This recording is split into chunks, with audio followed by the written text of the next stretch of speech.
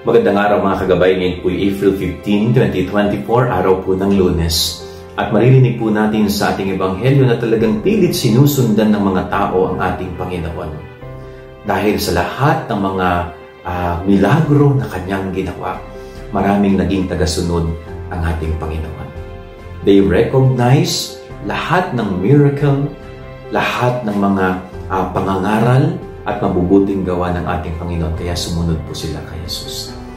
Ito po'y napakagandang paalala sa atin. Tayo ba ay talagang sumusunod kay Jesus? No? Bakit tayo sumusunod kay Jesus?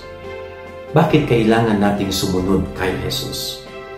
Dahil si Jesus ang nagtataglay ng katotohanan. Si Jesus ang nagtataglay ng kaharian ng Diyos Ama. Kaya tayo bilang mga tao, sana kung magsikap tayong makasunod sa ating Panginoon. No?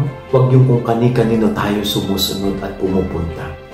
Sumunod at pumunta tayo kay Jesus.